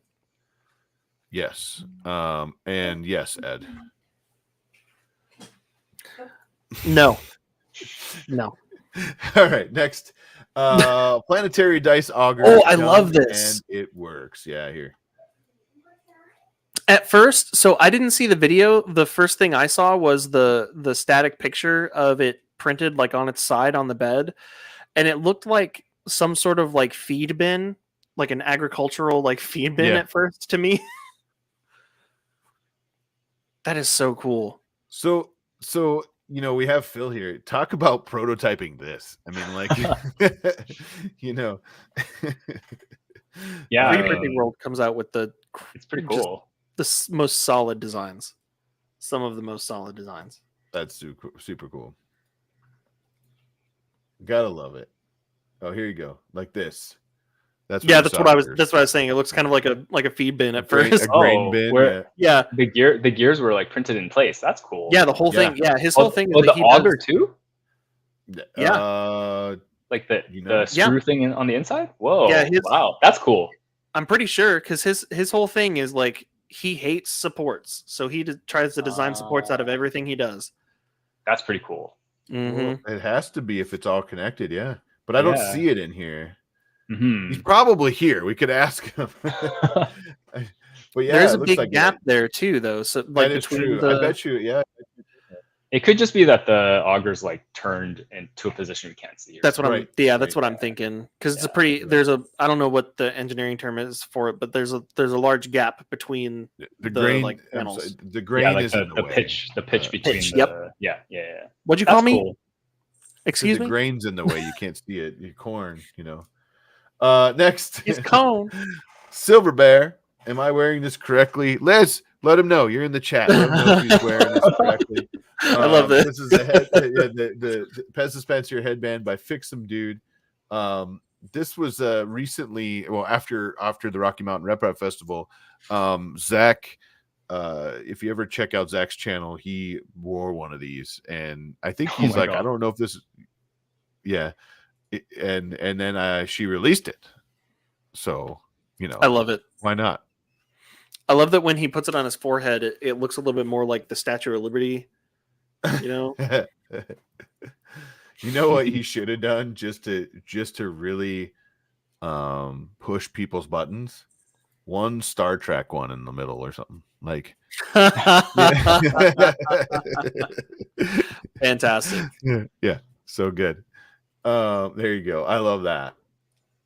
Hey, look at it. Hot Mix. Huh? Oh, look at that. What is that? It's it's a hot mix. It's on a triangle. It's on the K2 Kevin clips necklace. Yeah, but it looks like it's just a triangle. It doesn't look like a K2 Kevin clip specifically. It's a Clevin clip. Do you guys smell burnt toast? Yeah, Pezfinity has gone beyond. Yeah, man. I haven't seen that before. I wonder what that is. Yeah. That's cool. That's a cool little hot mix print. Yeah. I would talk to K2 Kevin about it. He probably did that. Next, Bob Carnes. The Eastman bust turned out great in proto pasta, matte fiber black, and my custom red from the filament workshop. Boom. Yeah. That looks is good. so clean. Yes. That's really nice. I bet your $50,000 Stratus couldn't do that. definitely couldn't do multicolor. That's for sure. Yeah. Oh, that's super clean print too. I know. Those two colors combined are awesome. There's a cat. Yeah. What just happened? Oh, there's the cat in the background. She was just petting the cat. Nice. Tech Jeeper tufted. My first I saw still this. needs I the loved back. it. Won't be able to see the lines in black. Darn. I hope What does that even mean? we need to this keep is a following thing. this. Yeah. There's a thing going on right now where people are making these rugs and they're using like a machine, and you basically throw like yarn or whatever in there, and you're like running it up through patterns, and then they shave it down. Well, you put And then you put like a glue on the back that like a glue and a fabric on the back that hardens to create the back of the rug, and then you shave it down and stuff. Yeah, I ran across a couple of videos of a guy who does this a lot, and I've wanted to try it ever since so bad, but so I want to follow this. I want to keep seeing Tech Jeepers progress on these, because I am not affiliated with these people. I do not suggest you do this or anything like that. But here, show this real quick. There's a Kickstarter. Kickstarter. I was like, what are you talking about? Once in a while, when I have a few minutes like on lunch, I'll like, what's in the Kickstarter world that I could waste my money on, right? And I didn't back this, as you can see, but they got 1,329 backers with 20 days to go. And, this is a real quick video, but basically this is how it works. But something to keep in mind, though, is that this whatever this product is, whatever they're selling here, they might have some new features to it, but you don't have to back this Kickstarter specifically for this specific product in order to do this work. Like there's there's a standard, there's like an industry standard product that does this. Right. That's pretty cool. And this is just another, someone coming up with another way to do it. Yeah. But I wanted to show it fast, and this is what I remembered how to show it fast. Yeah. So yeah, they get it. I just want to make sure people know that you don't have to support a Kickstarter just to just to get into a hobby. This is already a thing. Using extrusions for a frame though is interesting. Kind of cool. Yeah. I haven't seen that before. Yeah. But there's this is already a thing. This is just like someone else throwing a 3D printer on Kickstarter. There's already tons of them out there. There's ways to do it. This is just a different or new or whatever way to do it, right? Right. But my point was, this is what they do. They use the different colors and they go through and it's super cool. I'm super excited to watch Tech Jeeper, because we do a lot of 3D printing stuff on this channel, and I enjoyed the 3D printing stuff, but I want to see more different stuff. Yeah, this is. Did you see they glued it here, and then they shaved it? Yeah, I think it's called shearing. I can't remember. It's probably called shearing, not shave. You don't want to shave your rug. You want to shear it. Just want to throw it out there. But anyways, you want to make sure you shear it. Anyways, but it's really cool that. Oh, what that he? Sorry, I saw the next one on our list, and I can't wait to see it. I can't wait to take a look at it. But obviously, he doesn't have that Kickstarter yet. He's doing it himself. You don't have to get this Kickstarter to do it, like Caleb said. It's just super cool to see. I might back it now. I might have to go back. rug scraping or rugscaping. Rugscaping, is that somebody said? Next, we got a lot to get through. Sorry. Yes. What happened here? Am I out of order, or did I miss one? I don't know. I must have missed one. I missed one. Is that a real tattoo? Yeah. I think, was it Pooch that tagged me in this? Oh look. yeah, I've seen these. Whoa. It's so That's cool. sick. I think I need one. wild. I can't imagine how expensive that is, though. It's not Because that's a big. lot of work. Doesn't look like it's big. Where's it at? On his arm or his knee? That looks like thigh, right? a thigh. Yeah, look at his Yeah. hand. Yeah. That looks like it's maybe That's the size of an like a actual deck card. of cards. Yeah, it's a deck of cards. Yeah. Or a deck of card size. It's a card size, yeah. This rug is brought to you by Manscaped. Tech Cheaper. Hey, Tech Cheaper, nice work on that. I love the frayed shared- edges and stuff too, like the broken threads. Yeah, that's really cool. I just bought one yesterday. Wait, what did you buy yesterday? The Kickstarter, the shears? Like what? A tattoo? I need to know. The tattoo, yeah. Yeah. The He bought that tattoo one and the specifically. He mustache. contacted that guy and he said, "I hey. want that tattoo. Give That's it." so cool. It looks so good. Nice work. But all right, next. Yeah, I don't see that on This the one? list. QForge. Yes, this one I'm What's excited this? about. These are so cool, yeah. Just my dad inventing a new way to use QForge for stained glass. Yep. So it's funny because Steve and I were messaging each other about Christoph, the Crafty Makers, like his stuff and how he was Right. doing the stained glass stuff. And I was like, it'd be cool to combine like stained glass and HueForge stuff. And then the next day Steve sends me this picture and he's like, so totally unprompted, my dad just showed this to me. And what is blowing my mind about this, the way his dad did this was, and I don't know if he posted the behind the scenes pictures or not, but the way his dad did this was he printed a HueForge panel in red and a HueForge panel in green that was mirrored, and then sandwiched them together. And the combined colors make like the brown and the different green tones and stuff. So cool. What? I know. Here, hopefully he doesn't mind me pulling it up. Let me pull up some of the like behind the scenes He's photos. here. they You can do. ask him. I'm- Only yeah. rugs. Only rugs. Oh, he bought the wait. Did you buy the Kickstarter tufting gun or a different tufting gun? Because I'm assuming you know bought what? a different tufting gun if you just tufted your first rug. If Steve is here, I'm so sorry, dude. I just went to my messages to pull that up and realized I didn't respond to him. One of his recent messages. Busted. All right, we're gonna Busted. keep moving, but if you find it, let us know. I don't. Yeah, I have it right what here. are we looking at here? What is that? Come llama. Should I click this? Is that bread? That's not a human, is it? What am I let's looking see. at?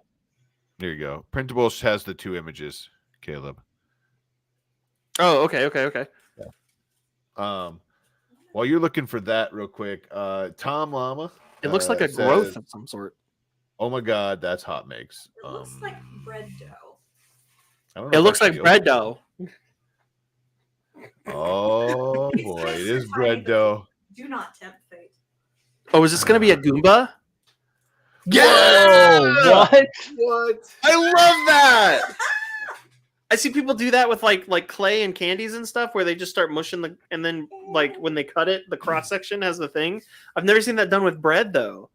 What's this? Wait, what's wait, this wait, person's wait, wait. Instagram account? I need to follow Yeah. them. Connell _bread. Wait, what is this? I see. What's this one poo. going to be? It looks like Winnie the Pooh. Is there going to be a cavity on the inside where he's like trying to get some honey, like in a tree? God. Wait for it. Wait for it. I could do this all day. I legit Yes. just followed them. Oh, Wow. Yes. fantastic! Oh my god. We can. We These can. are so adorable. Welcome to Hot Bread. I Days know. now. What is this? This is blowing my mind. We need what? This is like the HueForge of breads. Like my brain is exploding. The HueForge of bread. What is happening with these? Wow. They're Wow. just good. It's just bread. They're just good with bread. Bread's their thing. What? Oh, there's a click the fish. fish. I've seen this There's one. a fish. There's a fish? Yeah, check this out. This is so stupid cool. It's like he's scaling the fish. Yeah. Just wait. Now he's filleted it. Oh, What? And there's like a filling in it too. what in the Wow. red? I know. All right, we've just gone off the rails. Fix him, dude. I'm Vincent Van Doe. Steve says I'm shutting down Good one, Uforge good one. because I'm a fraud. What is happening? Karen says hot bakes. Oh my god! Oh, Aaron Rodgers said it first, I guess. Oh, look at this. Oh, what? Ew, The that's kinda gross. Yoshi. Ooh. It's kind of gross. He says. Yeah. We need to contact this I don't. It appears that they're like in Japan or somewhere. I just followed them on my personal Instagram. Yeah. Oh no. This is so what we- cool. Yes. What is this one? Yeah, gonna be? they're Japanese. Oh, like a- You said Oh. Japanese? Oh, Yeah, they're what? Japanese. Look Whoa. at this. Oh, there's little Goombas on the inside, Oh my god. Wait, are they gonna cut the little Goombas? and there's gonna be more little Goombas in there. They cut the little Goombas. I'm shutting. No, they're gonna this cut the down. little Goombas, and on the inside is gonna be the new We- tiny Bamboo Lab printer. Oh, I love Boo. Crazy. I love Boos. They're some of my favorites. Oh my god, look at the face. Ooh. Oh. It changes I get it. expressions. This is No, I'm not okay. This is awesome. Llama. This is the best thing you've ever sent us by far. There's been a I lot love of great this. things because he likes to send us some really fun stuff. That But gave me goosebumps. going Like, from watching- this picture right here to what we just saw, I know. When I first saw that, I was Wow. afraid it was going to be something medical. I would have been all over that. yeah, this is crazy. All right, let's keep rocking because we're getting later and later. But Chris Travis, something I whipped up in Tinkercad for my wife. Outlet. You can tell I've been working too much with Outlook wall cover. There you go. Oh, that's awesome. Oh, Nice. cute. Aw. Yeah.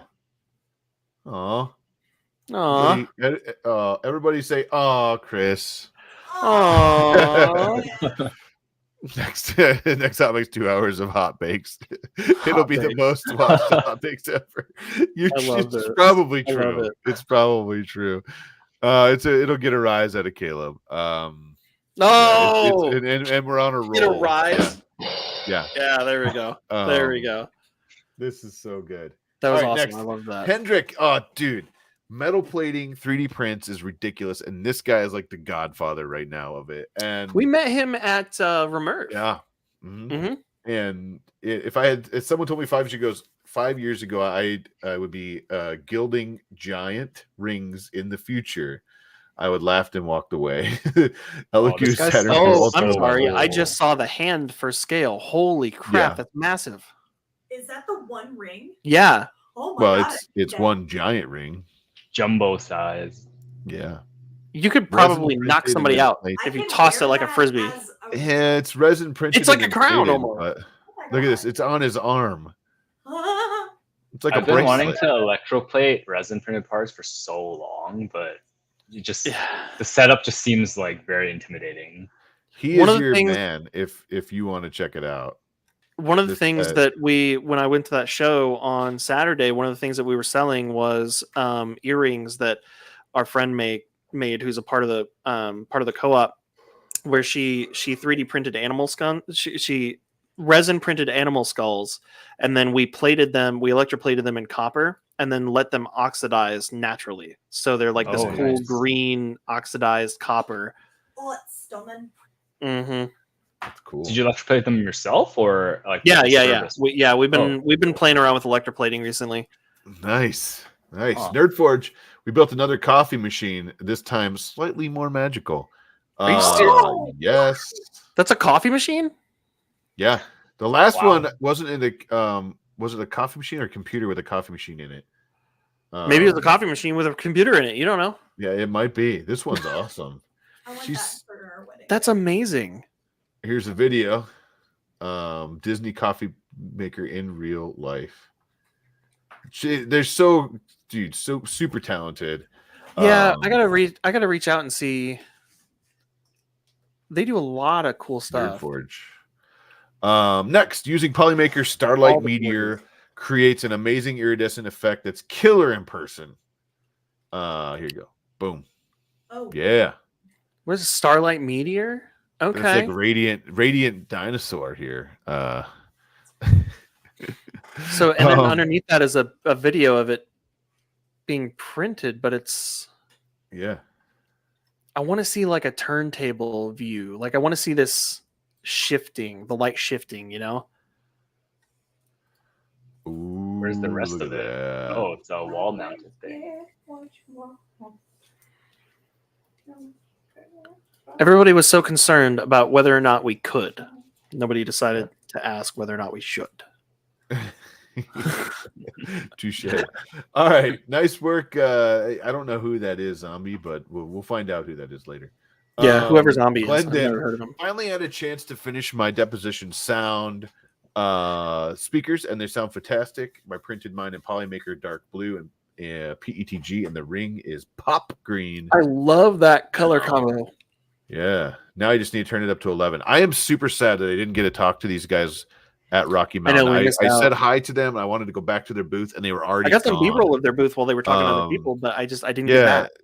I want to print. I want to make a set of these just for like my desk here or something, because these. I have super cool. The speakers that I have that I'm currently using on my computer are like old like beige JBL speakers, like with the yellowed plastic and everything, and like the gray speaker cover, you know. The ones you used to have in your middle school library. Yeah, I mean they've been doing fine for me, but it would be cool to replace those with something that, like, I printed. So I'm really interested in these guys. Flash Force still make print. Oh, that sounds funny. But yeah, I love them. There's a bunch of different models they have, and they Zombie Hedgehog. Tech Jeeper said Zimbabwe hogwash. I love it. I did super cool combination of color, like you said. I love it. All right, I want to know how they sound. Like, let us know, how do they sound? You know, we need to know. Turn it up to 11. Let us know. Neil 3D Prints. If it's too loud, you're too old. Minecraft mod for the Minecraft P1P. Minecraft. Like Laura Croft. Yeah, that's what I was thinking. Like Laura Croft. Yeah. Minecraft. I was reading craft cool. And mod at the same time, and it went Croft. This is very collab cool. with Bamboo, where they provided a 3D printer and filament for free for the project. That's super cool, Neil 3D Prints. Wow. And I love. So is this? Oh, hang on. Yeah, because this is there's to the left is the Portal companion cube, and then the Borg cube is on the right there too. Mm-hmm. I love these cases. Yeah, he does a very good job designing the cases for the P1P. Super very, cool. very, very cool. It's awesome. And it looks so good too. The colors, everything. Yeah. So cool. I love it. All right. I love that the I love that the lid like lever clip thing still it was also squared off. Somebody says they sound amazing. Oh, Zimbabwe hogwash. Zimbabwe hogwash. Yeah. Oh, the 85M prints better than a Bamboo. Interesting. Okay. I want a tool changer like you have, Zimbabwe Bob Wash or whatever we're calling you. Every time we say it gets worse. It's different every time. Yeah. It's like Zimbabwe Bob Wash. derivatives. That is hard to say. Zimbabwe. I can't even say it. Zimbabwe hogwash. I can't even do it. Zimbabwe bog hog. Oh man! All right. Zirconium Hogwarts. Yeah. Oh man! Printed this amazing box for my layer connection block, designed by Karen Chow. I'm gonna go with. There you go. I wish I had seen Karen's design before we went to Remurf, because it seems like a great way to transport them to the event to contribute. That was cool. Very, very cool. Yeah, super cool. Nice work, by the way. Tech Cheaper design. All right. Royal Nomi, my first things entry, modeled by Daddy Wazzy, apparently. Daddy the Wazzy. creator. Yeah, The Daddy creator. Box. Creator. Love it. Very clean. There you go. What's hang on. How is the flag? What's going on with the flag in the back? How is that? That's not HueForge, is it? No. Is it just like a Layers. okay? So it's just like a two-tone design. Yeah, I might. The way it's It looks designed. like it might this is just be also, shadows. Yeah, Like there's just the some way it's depth designed is there. giving me like it's one of those optical illusion things where it doesn't look flat. You know what I mean? Part of the layer, but yeah, I Yeah. think you're right though. Yeah, Oh, that's really cool. Cool print. Very That's cool. awesome. I'm assuming that was Memorial Day related. I assume, yeah. Andrew Rogers, aka the Silver Sunbeam. Another one in the series. My viewfinder is bigger than yours. This time it's a 3D printed 4x10 large format camera. Still need to camera? finish the ground glass and source lens, but can't wait to use it. Wait, what? Is this like a Boom. camera obscura? There you Like go. like a actual it's just Flips the image. collecting light in through a pinhole.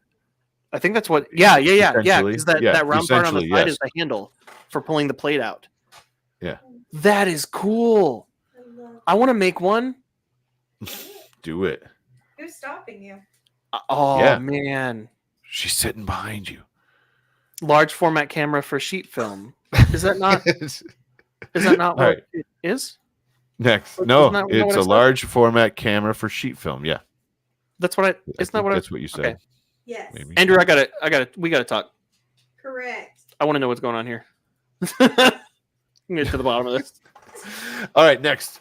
Photosmith, one of the most beautiful gifts ever Ah. sent to me.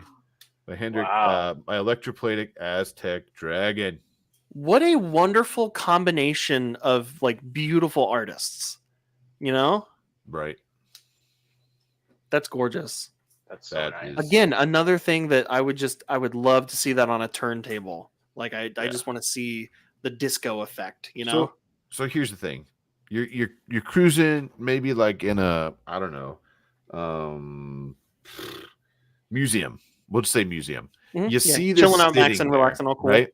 Yeah. We both love that museum. So you see this sitting there. In your mind, do you think 3D printed right away? No. 1,000% no. Not. Absolutely not. Yeah. It is so cool to be like, wait a minute. That's 3D like Yep. ah, Isn't it really neat though when you do spot something outside and you're like, I know that's 3D printed? Like, yeah, it is. I want to ooh, Yeah. I have an idea. I want to take this like wouldn't it be fun to take I'm going to do something. I'm going to take this one step further. I'm going to do something fun. Okay. I don't wanna tell you. Don't steal it. No, I'm not going to steal it. There's a heist in the museum. This sounds familiar. What? anyways, Ooh, more of the big Chris Lego. Perillo, watch out for that tree. There you I go. love this. The big Lego guys, yeah. Big Legos? Boom. Big Lego. I This love one's that. the Scout Trooper. I love that he put it around the background that's printed as well back here. The background is printed too. Who made um, that design? yeah. I'm pretty sure the back it looks printed. I doesn't it? can't tell. Yeah, I'm maybe. pretty sure. I just live here. I can't tell. I but it can't does tell kinda- either. Chris will have to let us know. It does look like a printed like a wall backdrop kind of thing. Maybe. Or It might maybe be I'm some. wrong. It might be. I mean, Chris is a huge Star Wars guy. It could be any got so other much stuff. potential like, it could be somebody else who makes backdrops, you know, out of acrylic or something else. All right. Very, We're gonna very keep cool. rolling because we're like pushing 8 o'clock. Yeah, here. I'm so sorry, Phil. You can, out if of you want to respect of leave, you can everybody's leave whenever you want time to. here. But We're we're what we almost got done. here. Tried another with the assistance of a HueForge expert. This time it's a hummingbird.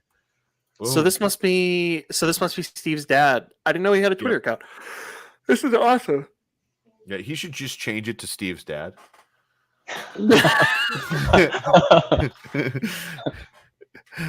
This is so Wait, cool. Chris likes Star Wars. Yes. All right. Let's see.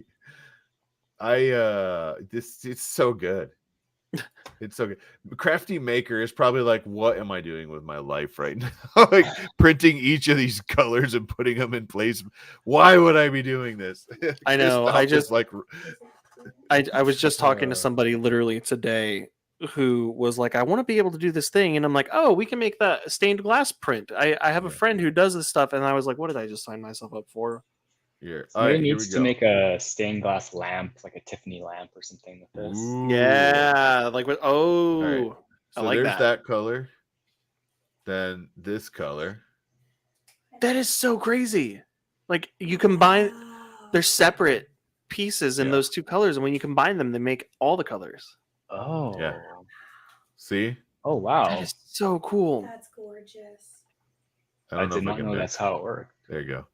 Yeah. So in this case, he's printing that piece and then printing this piece, and he's layering them on top of each other, right? Yeah. And then they're mirrored, when you sandwich And when them he together, and does, put light you behind them. get. I mean, you essentially you get this really. Wow. Yeah. So good. Steve's dad. We met you. You're awesome. Yeah, way. very much so. Steve too. I am like, Yeah, Steve too. Yeah, Mm. that's definitely a hot mix. So good. And I swear this I is already giving hit me follow, this but- is giving me the same kind of like mind blowing feeling as like day one of color theory in college. Yeah. Like, Yeah, I didn't take that. Oh. All right. Classic Spaceman. We got another one here. Silver Bear, Classic Spaceman 6. What? 6-1 I love Lego this. inspired by Big Bricks. Oh, Oh, these are UV reactive filaments. so cool. Or like blacklight filaments or something. We're gonna find out. So these are all the parts. Yeah, yeah. I love this. I gotta make one of these. Please.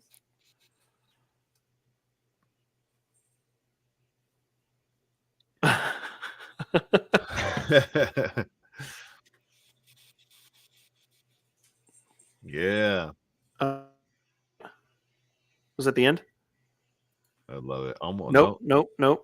There's more. Ooh. Yeah. That's so cool. Super cool. Wow. Yeah, Polylite Luminous Rainbow Red and Black, and then Coex 3D Taxi Cab Yellow. How cool. That is very cool. That is cool.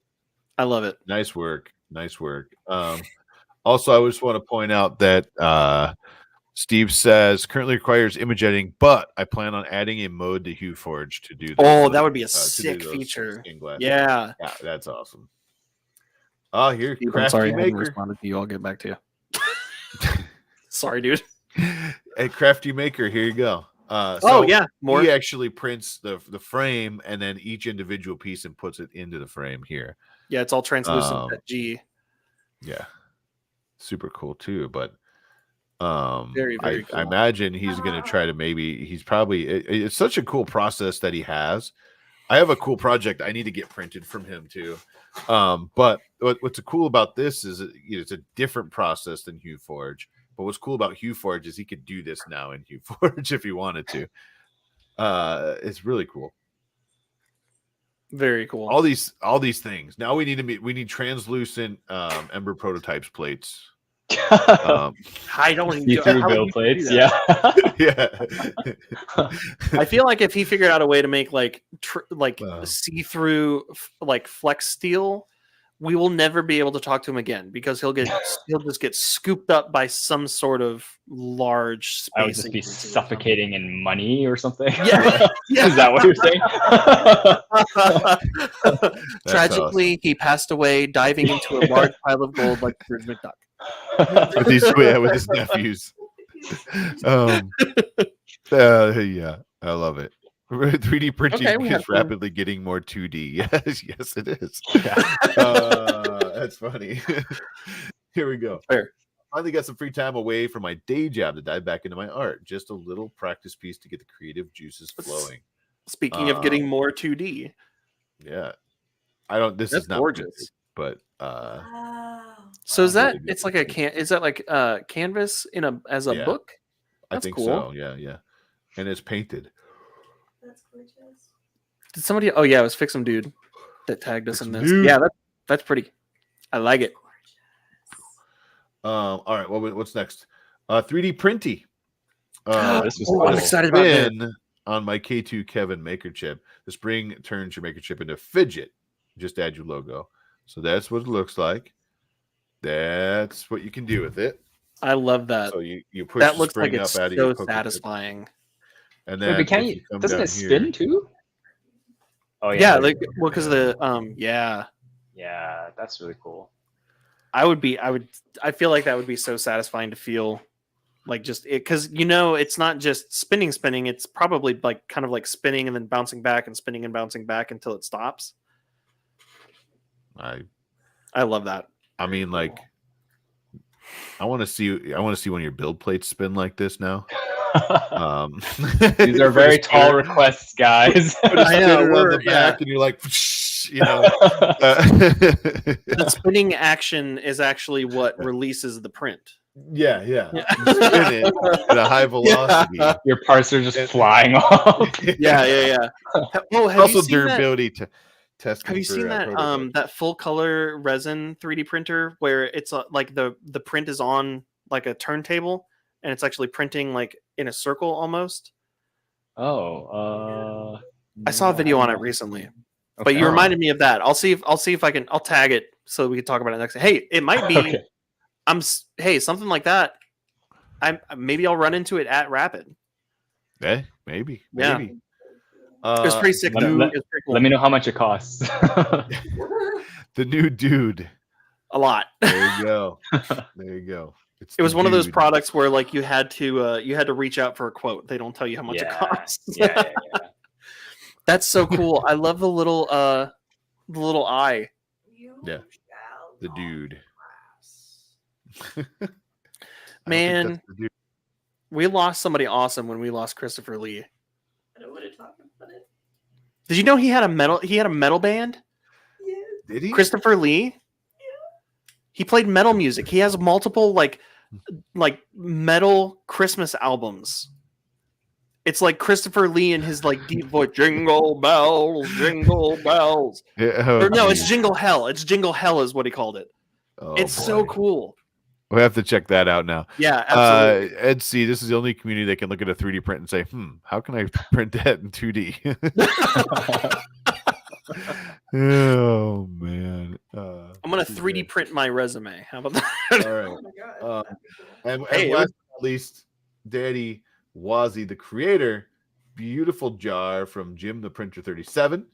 There you go. Sweet jar, man. I love it. Wait, who? Like a dinosaur egg, I don't or, think this one either. Yeah, it looks like an acorn almost. or an acorn. Yeah. Yeah. Or I feel like if you open it, like a face hugger is going to come out of it from Alien. Yes, that's what's gonna happen. Okay. Well, that was our hot mix for the night, and we'll see you later. Real quick, I know we're running super late here, but that's cool. Let's we just want to say, thank you so much for being here for one, but for two, because we're towards the end, can you tell us one more time, who are you, what do you do, and the biggest thing, where can we find your work? If we wanted a build plate, someone wants to order the hot mix plate tonight, what can they do? I'm a mechatronics engineer. I'm the founder of Ember Prototypes. We do 3 different things. We're a service bureau. We do product design, and then also we sell products for 3D printing space. So we sell this calibration tool for IDEX and tool changer printers to help calibrate XY offsets. And then, most of you guys know, most recently, we're making these special customized textured PI build plates. We have a website, emberprototypes.com. You can find all our products on there. And you can learn more about what we do too. Love it. Awesome. Absolutely love it. And all of the links to the website and your Twitter account and everything are all in the description of this video already. So go click it. Click it. Go click it. Ticket. Click it or ticket. Thank you so much, man. It has been a blast. I learned, so much about what you do, your company, and you're a super cool dude. So, Thanks so much, that's. guys. I a will lot say of fun. it's not always the case, but this has been one of those awesome occasions where like it's so easy and natural to talk to you. I'm glad we got to meet you. Sweet. Yeah, Yeah. thanks so much for having me on the show. I really appreciate it. So there's a dying question. Whatever happened to your $50,000 printer? No, it's still there. It's still at that company. I don't know how often they use it anymore. But I think they bought like a new Stratasys machine. As good as does it at work. this That's point, They bought a bamboo lab 2013. printer and put it on. Yeah, they top replaced of a table Yeah, for the bamboo. they put the bamboo inside the Stratasys printer. They bought a That's P1S, hilarious. or they bought a P1P and put it in there as the heat chamber. Yeah. Right. Awesome. Well, hey, thank you so much for being here. We really appreciate it. I'm glad our power didn't go out. We didn't have some crazy stuff. Hot makes and the new hot bakes. Yes, hot bakes is where it's at. We just got to find that. I got to go back and grab that. I didn't subscribe, or I mean, like or follow. I'm sorry, Instagram. And I'm going through all those socials in my brain here. Yeah. Anyways, it's dinner time. I need to go back and find it because I could literally watch that for a long time. Like just Those for were so hours. satisfying. Yeah, they are. But I bet you if they're making TikToks, I bet you they're just making a killing on TikTok. Because the watch retention on those videos, because everyone that you show, like somebody's, you're gonna sit there and wait for the Watch reveal, the whole thing. Yeah. So, just a heads up, in 2 weeks, it is the 17th, which will be the Monday after OpenSauce, and the Monday after. Actually, I'll be still in California, so stay tuned. Yeah, for and I'm gonna be traveling back on Monday, so I don't know where I'm going to be, and I don't even know what time zone I'm going to be in on that Monday. So stay tuned though. I think I'm going to try to do something. Stay tuned though. I have an idea. I'll be in California. I mean, we could do it from the beach. Who knows? But we could go beach watch.